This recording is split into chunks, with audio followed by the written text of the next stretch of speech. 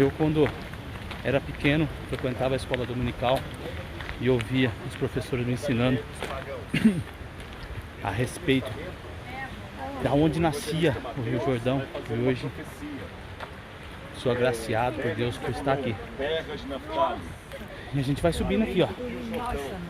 Subida é íngreme. Tá, vamos lá. Vou levar vocês para ver e não perder nada. Firme nas promessas. Bem comigo. Com inscrições todas em grego, tá certo? Ó. Proston, alguma coisa ali, mostrando ali escrito já em latim. Então são oferendas que as pessoas traziam para cá em homenagem aos deuses pagãos. Isso aqui são restos dos templos pagãos que havia aqui em Bânias, tá certo? E até o imperador, para poder também ser cultuado, colocou um templo em homenagem assim. E por causa de terremoto. Essas paredes todas aqui, vocês estão vendo aí das camadas do terremoto assim? Sim. Olha, tá vendo? Teve um terremoto, derrubou tudo isso aqui. Mas você ainda tem colunas aqui, olha, dos templos pagãos. E aqui no meio tinha uma parte da adoração aqui que é chamado o culto dos bodes dançantes. Havia estátuas do deus Pan. O que vocês sabem? Que o deus Pan é meio humano, meio bode, não é? E muita gente tinha medo do deus Pan e fazer oferendas a ele, porque o Pan, além de fazer brincadeiras, ele era perigoso. Tanto é que a palavra pânico vem do deus Pan, tá certo? Ele tinha cabeça de gente e corpo de bode. Então aqui era a parte dos bodes dançantes, essa parte aqui embaixo, ó. Aqui você tem um pequeno desenho aqui do templo dos bodes dançantes, para você ter uma noção como seria, tá bem? Então imagina aqui o pessoal fazendo todo aquele ritual pagão aqui de bodes dançantes e os discípulos tendo que ver tudo isso. Era muito triste. O terremoto realmente derrubou tudo. Olha como é que a montanha desceu. Estão vendo aqui? Olha. Olha o risco aqui da montanha. Esses potes é do terremoto. Ah, não. Esses nichos que vocês estão vendo eram nichos onde tinham as imagens. Exatamente. Enquanto vocês estão vindo, eu vou explicar essa questão de tectônica de placas. Eu sei que o Madel falou no ônibus, eu não falei no meu, então eu vou... Imagina um ovo cozido que você não tirou a casca, tá bom? Aí você deixa esse ovo cair no chão. Ele vai trincar toda a casca, mas ela não vai soltar, porque ele está cozido, tá certo? Então você tem a casca aqui fora e o interior do ovo mole, porque ele está cozido. A terra é como se fosse um ovo cozido e os continentes são como se fosse a casca desse, um pouco antes, abaixo dos continentes, são a casca desse ovo. Então onde está trincado ali, é como se você tivesse uma fissura entre as placas.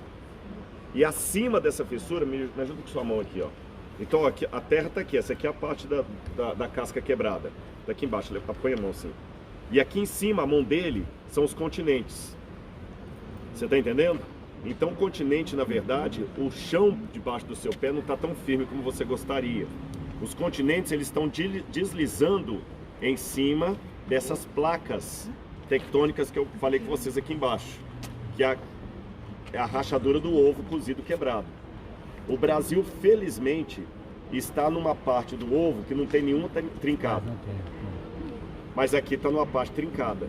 Então, quando essas trincas aqui embaixo movimenta igual uma unha encravada, tá certo? Você pode ter um movimento que agora eu vou tirar aqui, que as placas fazem assim, aí faz a montanha. Você pode ter que elas abrem e formam uma fenda, que elas ficam triturando uma na outra assim, formam diferentes tipos de terremotos.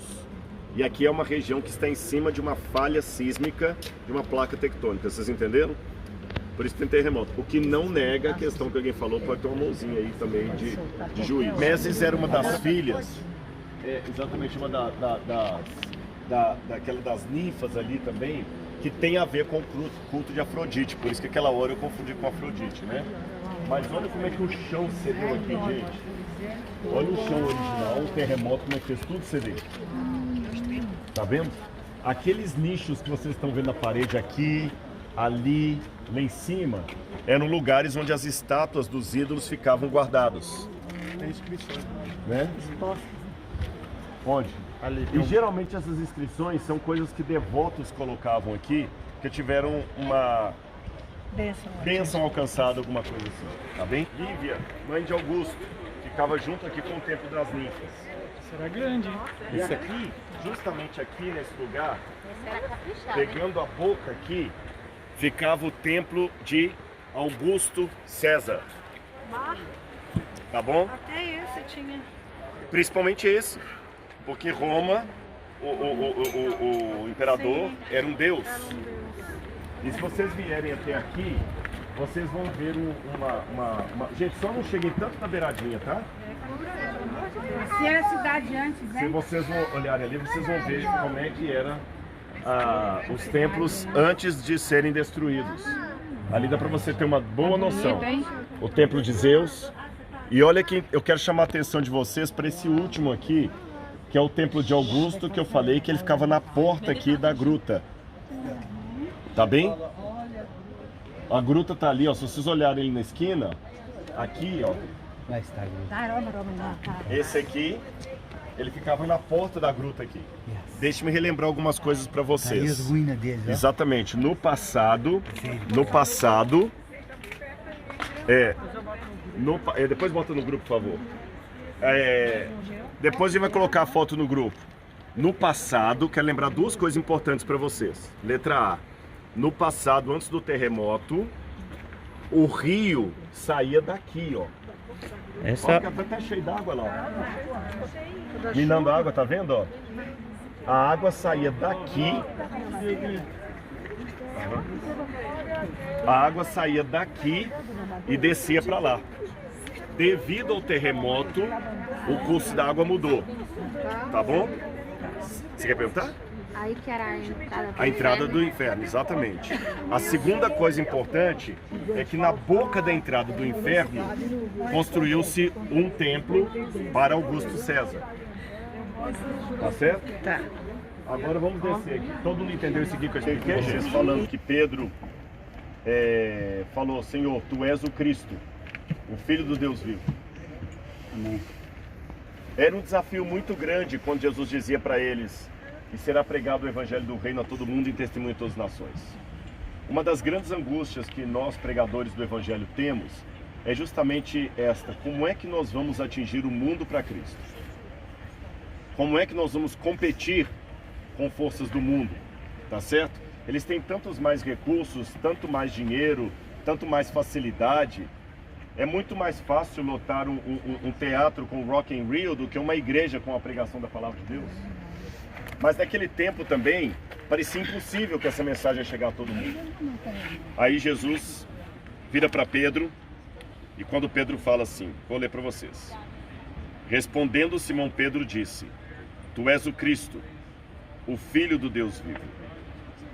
Então Jesus lhe afirmou: Bem-aventurado és, Simão Barjonas, porque não foi carne nem sangue que tu revelaram, mas meu Pai que está no céu.